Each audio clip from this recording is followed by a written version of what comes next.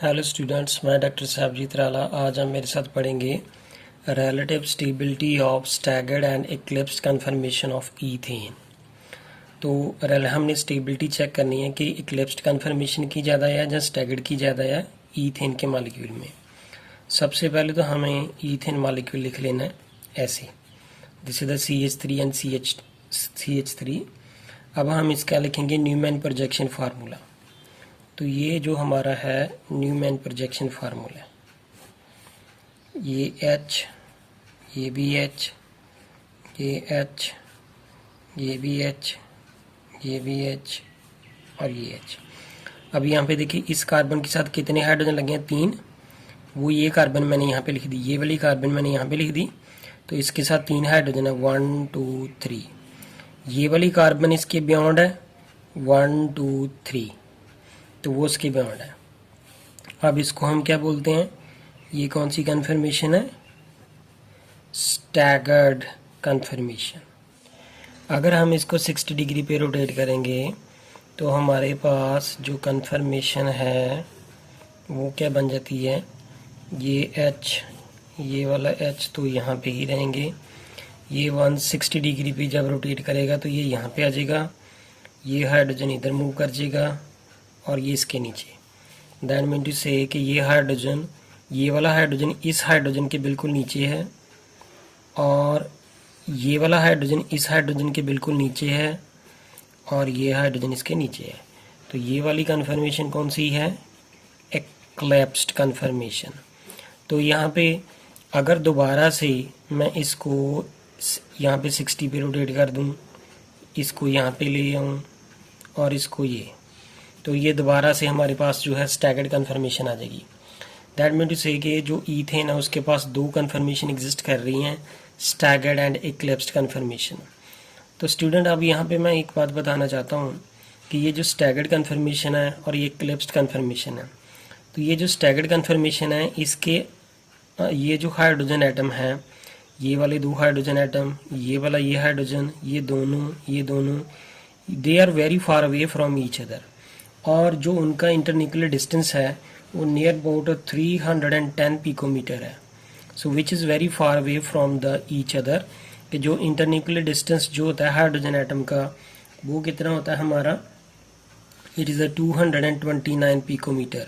जो स्टेबल, अगर हम H की बात करें कि H2 जो डाइटोमिक मॉलिक्यूल है तो उसके अंदर ये जो मॉलिक्यूल ये स्टेबल होता है एट द 229 पिकोमीटर पे।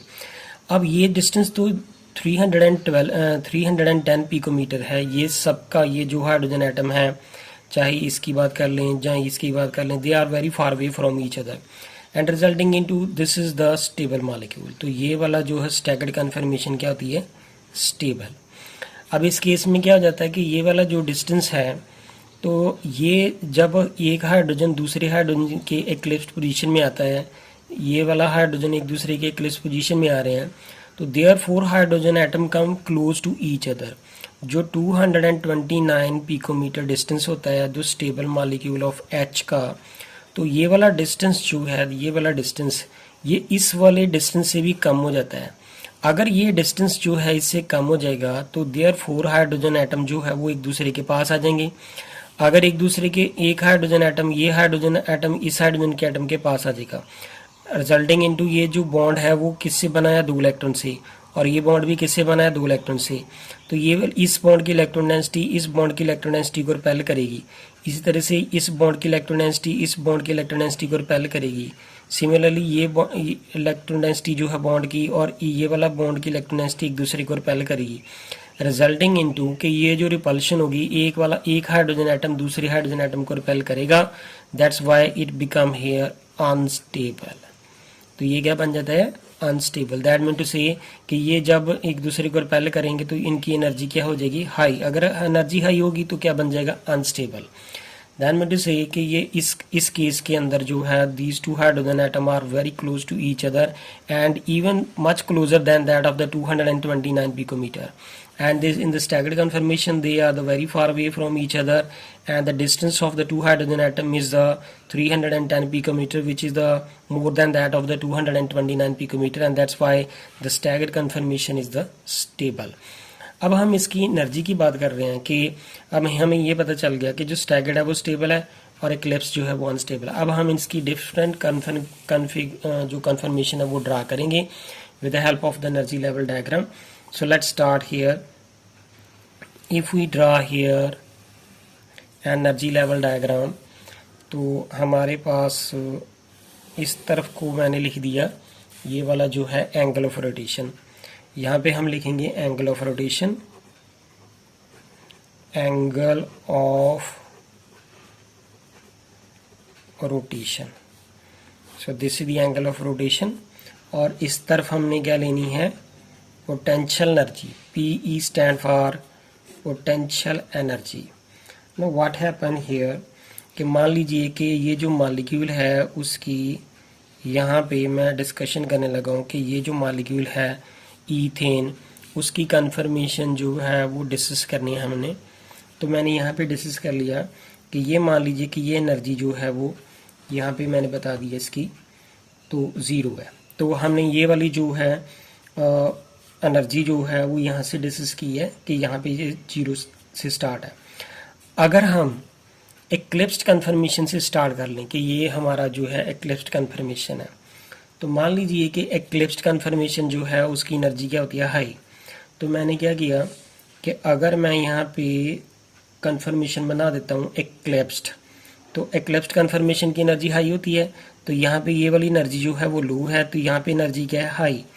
तो ये एक्लिप्स्ड कन्फर्मेशन को, ये जो हमारी एक्लिप्स्ड कन्फर्मेशन है स्टूडेंट, यहाँ पे देखें ये वाली एक्लिप्स्ड कन्फर्मेशन है। जब एक्लिप्स्ड कन्फर्मेशन में हाइड्रोजन एटम को रोटेट करेंगे तो वो क्या बन जाएगी, स्टैगर्ड। तो स्टैगर्ड क्या होती है, स्टेबल। तो उसकी एनर्जी क्या होती है, लो। सो देयरफॉर तो स्टार्ट हम कहाँ से करेंगे, एक्लिप्स्ड से कर लेते हैं। तो यहाँ से एनर्जी जो है वो लो हो जाएगी। तो लो किसकी कारण हुई है, क्योंकि यहाँ पे इस केस के अंदर यहाँ पे हमारे पास जो कन्फर्मेशन एग्जिस्ट कर रही है वो कौन सी है, स्टैगर्ड। तो this is the staggered conformation. अब यहाँ पे एंगल कौन सा है, यहाँ पे 0 था और यहाँ पे 60। अब हमने 60 एंगल पे रोटेट किया जब, तो ये स्टैगर्ड कन्फर्मेशन आ गई। फिर से दोबारा 60 पे करेंगे तो ये वाला जो हाइड्रोजन एटम है वो यहाँ पे आ जाएगा, ये यहाँ पे चला जाएगा, तो ये यहाँ पे। तो फिर उसके बाद फिर से कन्फर्मेशन कौन सी बन जाएगी, एक्लिप्स्ड। तो यहाँ पे ये वाली जो कन्फर्मेशन यहाँ पे अब हमें बनानी है तो वो कौन सी बनानी है, एक्लिप्स्ड कन्फर्मेशन। यहाँ पे हाइड्रोजन ये वाला एक H यहाँ पे बनाना है, एक H यहाँ पे, ये H यहाँ पे बनाना है और दूसरा H यहाँ पे है और ये H। तो ये कौन सी कन्फर्मेशन है, एक्लिप्स्ड। आफ्टर दैट फिर से 60 डिग्री की रोटेशन करेंगे तो देयरफॉर ये वाली कन्फर्मेशन कौन सी बन जाएगी, फिर से इट इज स्टैगर्ड। तो यहाँ पे कौन, ये hydrogen atom, hydrogen atom, hydrogen atom, hydrogen atom, hydrogen atom, hydrogen atom. तो यहाँ पे भी ये वाली कन्फर्मेशन कौन सी है, स्टैगर्ड। तो ये स्टेबल होती है, इस कारण यहाँ पे एनर्जी लो आ रही है। फिर यहाँ पे इसका मतलब ये 60 था और ये वाली जो रोटेशन जो इक्लिप्स्ड आ रही है तो ये कितना हो गया, 120। और यहाँ पे कितना हो गया, यहाँ पे आ गया हमारा 180 डिग्री एंगल। इसके बाद हमने फिर से रोटेशन की तो ये हमारे पास फिर से कौन सी कन्फर्मेशन आ गई, ये वाली कौन सी होगी, एक्लिप्स्ड कन्फर्मेशन। तो अब एक्लिप्स्ड कन्फर्मेशन को फिर से हमने ऐसे ड्रा करना है, here is H, here is H। तो ये वाला H यहाँ पे आएगा, ये H यहाँ पे आएगा और ये वाला H यहाँ पे आएगा, ये एक्लिप्स्ड आ गया। फिर एक्लिप्स के बाद फिर से हमने रोटेट किया तो फिर कौन सी आ जाएगी, स्टैगर्ड, देन एक्लिप्स्ड। तो यहाँ पे कौन सी कन्फिगरेशन ड्रा करनी है, staggered. H, here is H, here is H, this one H, this one H and this one H, and then again here eclipsed, here is H, here is H, here is H। और यहाँ पे ये वाला hydrogen इसके नीचे आ जाएगा, ये hydrogen इसके नीचे आ जाएगा, ये हाइड्रोजन इसके नीचे आ जाएगा। तो यहाँ पे ये 180 था, इसके बाद ये का कौन सा एंगल आ जाएगा, 240।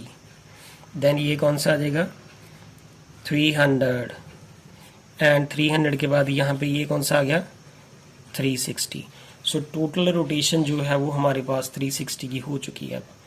तो हम इक्लिप्स्ड कन्फर्मेशन से ही हमने स्टार्ट किया था, तो यहाँ पे हमारे पास भी इक्लिप्स्ड कन्फर्मेशन थी।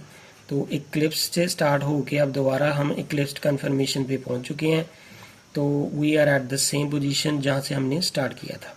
सो this is the overall energy level diagram of the confirmation of the ethane molecule. On this side is the angle of rotation and this side is the potential energy. तो ये वाली सारी conformation जो है वो eclipsed हैं, ये सारी की सारी क्या हैं, स्टैगर्ड है। और अब हमें ये बताना है कि ये जो एनर्जी राइज है ये कितना है। ये वाला जो गैप दिख रहा है, ये वाला this one, this energy of eclipsed conformation is more by 12.55 kilo joule. इतनी एनर्जी जो है वो हाई है than that of this staggered conformation. Same यहाँ पे भी होगा कि ये वाली जो एनर्जी है इक्लिप्स्ड की वो 12.55 किलो जूल मोल इनवर्स जो है वो हाई है। It is the 12.55 kilo joule mole inverse. So this much energy is higher than that of the staggered confirmation. So this difference in the is the between the staggered and in eclipse confirmation. This is a energy barrier. So energy barrier to the rotation of the carbon single bond in the ethane. Energy barrier is not large. ये वाला जो energy barrier है वो 12.55 जो 5 energy है वो इतनी ज़्यादा नहीं है कि exactly this is not enlarged to this is not large enough to prevent the rotation at the room temperature. So यहाँ पे ये वाली जो कन्फर्मेशन है ये इंटर कन्वर्टिबल है। हम इसको इक्लिप्स को स्टैगर्ड में चेंज कर सकते हैं, स्टैगर्ड को जो है सिंगल बॉन्ड रोटेशन से इक्लिप्स में चेंज कर सकते हैं। So these are the exactly ये स्टैगर्ड जो है वो स्टेबल है क्योंकि hydrogen atom are the far away from each other, and eclipse जो है वो अनस्टेबल है and then the energy is high by the 12.55 kilo joule mole inverse. So thank you student. अगर आपको मेरी वीडियो पसंद आए प्लीज़ इसे लाइक करें एंड सब्सक्राइब करें मेरे चैनल को और कमेंट करके बताएं। Thank you students.